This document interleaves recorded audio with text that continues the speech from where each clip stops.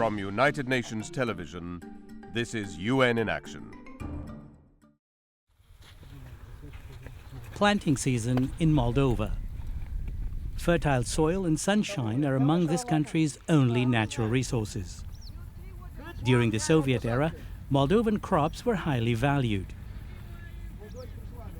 Today, another natural resource fuels the economy.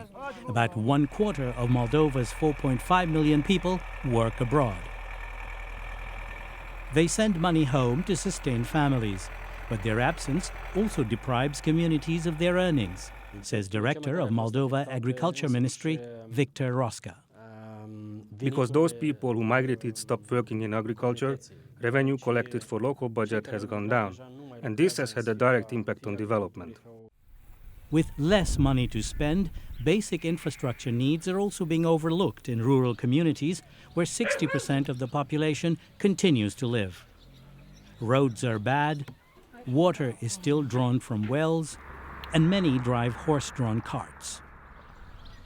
Many villages like Antonești are populated by old people, raising children.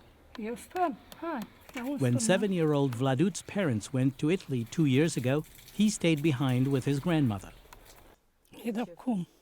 Of course, and for us, and not only for Vladut, it was very difficult. Today, Vladut's grandmother can no longer care for him. Fortunately for Vladut, his cousin Alexandru has agreed to take him in. According to government records, 15,000 Moldovan children are in similar situations. Alexandru understands the pressure migration places on families. He spent more than a decade working abroad. When I worked in Portugal, my daughter Diana, who was very little then, was just learning to say her first words. During one telephone conversation, she said, "If you don't come home, I will hit you." Her words touched me so deeply that I decided to quit my job once and for all and come home. But coming home meant unemployment.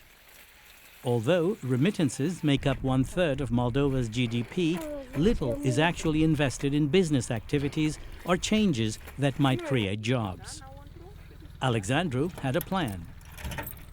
With support from IFAD, a United Nations agency working to finance job creation in farming communities across the country, Alexandru formed a water users association and began building the network of pumps and pipes that would deliver drinking water directly to village homes.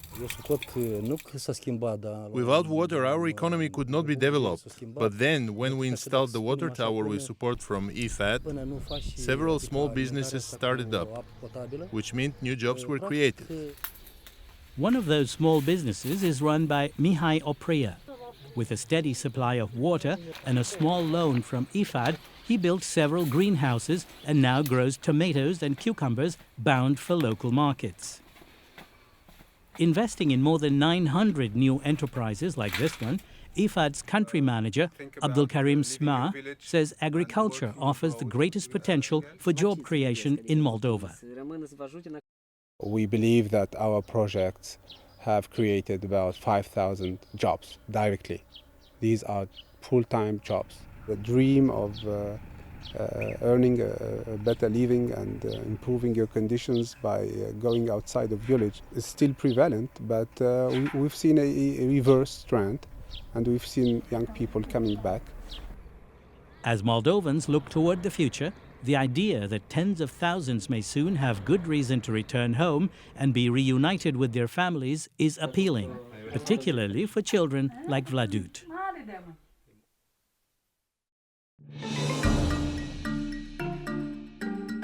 This report was produced by James Heer for the United Nations.